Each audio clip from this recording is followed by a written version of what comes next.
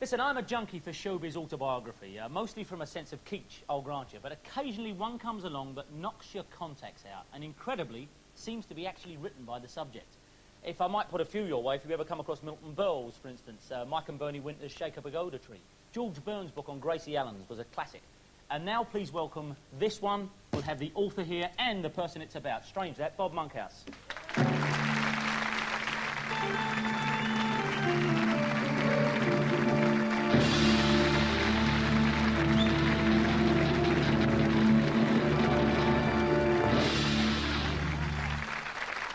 Beautiful of you, Dan. Thanks very much. No, I mean, just to preface this, one of the accusations levelled at this show and all talk shows, they say, oh, they schmooze around. But quite simply, you don't have people on you don't like. And I am a aficionado of biographies, and this must have been a tough one to write, because you're an aficionado of biographies too. Yeah. And you didn't want to fall into the usual pitfalls. No. How did you approach writing that? I made a list of rules, really. That bloody bounty hunter's gone, has he? He's gone. Yeah, that's gone. He's gone. I reckon Bargraves has a contract out on me. Oh, yeah? Once you're dead. Yeah. And that Julie, what a cutie. You're going into the act now. I've asked you a question. You're going into the act. How cute was that Julie? She's got my number. No, I'll tell you what I'm doing. You were poor when you were a kid, weren't you? How poor were you? Oh, Yeah. But the list of rules I made were, give it 100%, tell the whole truth. Don't... As much as you can, truth of being very selective. But it actually is. Quite early on in this, you think, well, you're really doing this. You're not playing around. I thought I had to do that, Danny. I didn't see... I mean, I've never walked on stage, whether you like what I do when I'm out there or not, without wanting to give 100%, without wanting to say... Yeah. At least for the last... But this book's not like your perceived image, as it has been over the last 10, 15 years. No. Anyone in the know and in the game tends to know that, you know, the things you've done and where you've been. But yeah. This is not, hello, folks, it's been a marvellous showbiz life. No. It's not that, is it? No, it isn't. And, of course, the moment you start writing about emotional deprivation, everybody's had that. And you think, well, how dare I put this down? Other people have had beatings as children. I got hit once. I really have no right to say this. But then you think, wait a minute, this is my story. I might as well tell it. It is me I'm putting down here. And of course you think of the jokes right away. You know, my parents only used to come to school sports day in order to boo me. And you want to put that down. Oh, boy, were they unkind to me, jokes. You know? Yeah. You had a fairly tough time auditioning at places, didn't you? I mean, they didn't say that we recognise this man's genius. Well, you know, Dan, you've got to start by going to auditions. You've got, I mean, as a kid, I went in for auditions and won my half-crown. And I remember Bill Fraser's wonderful saying to me when I was 13, "You've got the makings, my boy, you've got the makings," and putting half a crown on my hand. Best thing anyone ever said to me.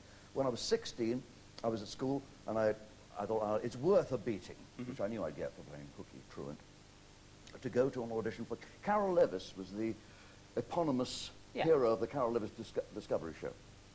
And I went to Golders Green, Hippodrome, and everyone was waiting to audition. And I was 16. My act was to come on wearing my raincoat and my school cap, and as if I'd arrived late. Yeah. And say, oh, I'm sorry, I'm late. I think the guy was, I got out of a sick bed to come here today. One of the legs has Death Watch Beetle. That was my opening joke. Thank you. That later became my girlfriend has a cold, by the way. And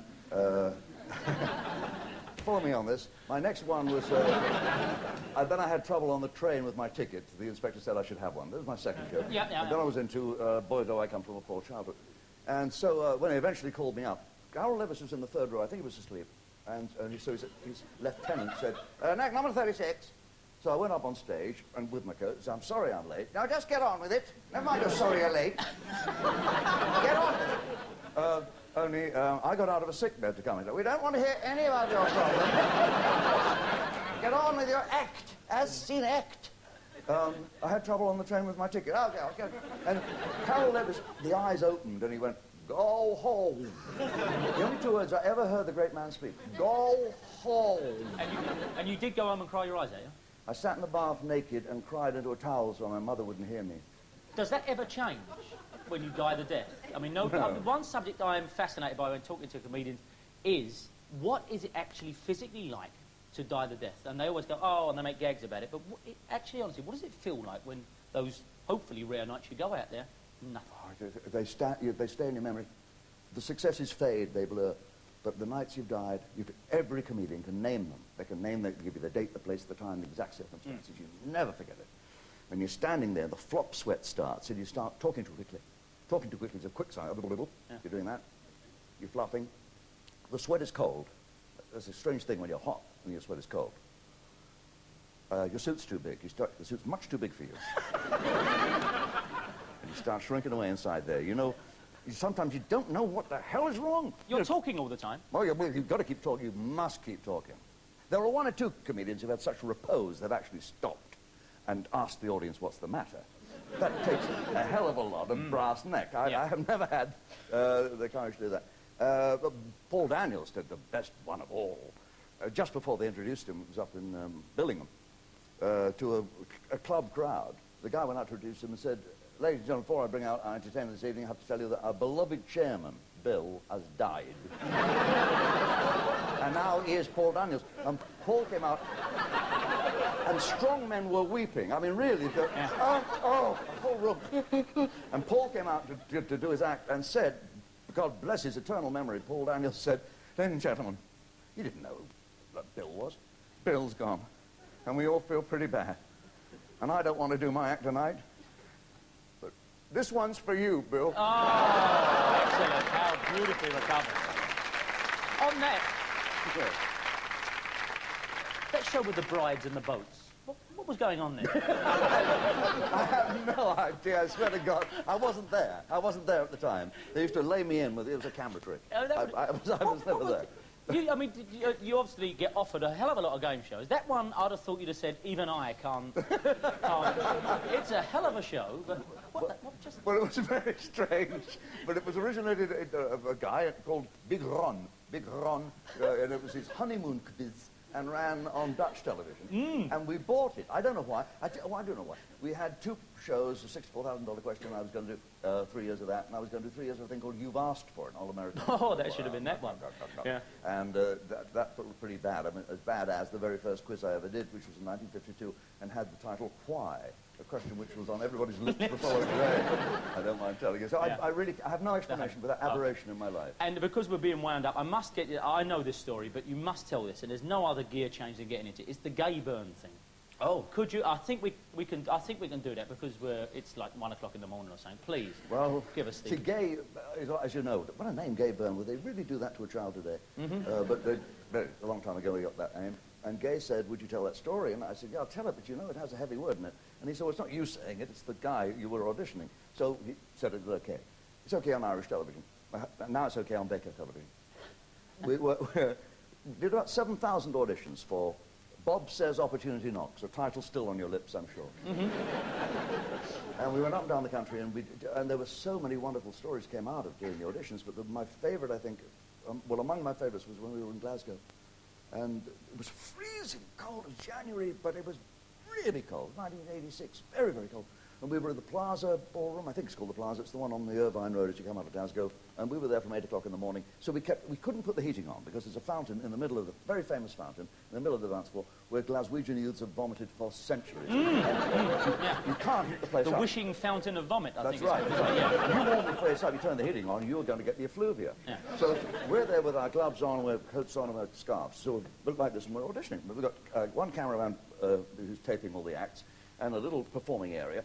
And we're up to about 11 o'clock in the morning, and I'm listening to some skinny woman playing Ramona on a saw. Peripherally, I'm aware that our floor manager is having a terrible argument with a very angry little man who is I can see he's wearing socks and a raincoat. That's it. I can see skinny legs, bare legs, and there's some kind of argument going on. And the next turn is this guy who comes on very angry. He's now doffed the raincoat, and he is completely naked, except for dingy Y-fronts, the Michael Winners, your big dingy Y-fronts, and these thick brown knitted socks which have collapsed around his ankles. He's a skinny little man in his 60s, and he's got little salt and pepper brush hair, and he's veined and not very hairy, and he stands there obviously unburdened with any vestige of talent. He sings, "I who have nothing." The truth. This is the truth. I said, I have nothing. So we sit through this because Stuart Morris, our worthy producer, has ruled that we will only laugh at comedians. We will not laugh at anyone who's been sincere. The guy finishes, goes off, he goes into the toilets, I said, Stuart, can you watch the next act? I've got to find out about this.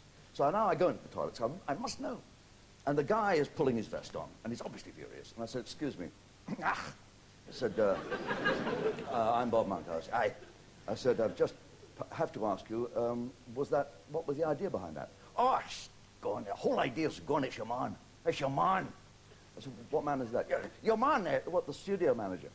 He insisted I wear my underpants. That's the point of it, the whole point of it, the whole satirical point of it, political point is to stand there bullet naked singing, I who have nothing. That's a statement, sonny. That's a statement. And today, in Britain today, in Scotland today, you don't know Scotland today. Scotland, there's a lot of perilous situations in this country, and I'm standing there naked, and I'm singing, I who have nothing, appealing to the world. And he made me wear my underpants. He said, they didn't want to see my dangly bits on the television. And the whole point of it, you can see the genitals, everything. I who have nothing, I who have nothing. And I said, what about the socks? Did he insist on the socks? He said, the socks? No. That was my idea. It's fucking cold out there.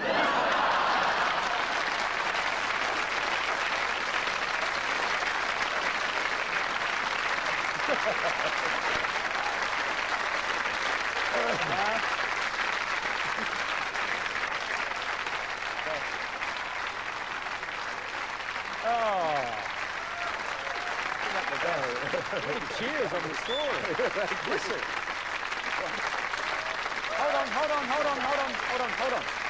Hold on. Might as well save that up because we're right at the end. Now, let's see how well you know your old material. Bob, you better get out of here. There's an applause storm coming. An applause storm? I never heard anything so vapid in all my life. How insipid you've become. What's an applause storm? An applause storm comes after these words. Ladies and gentlemen, Bob Monkhouse.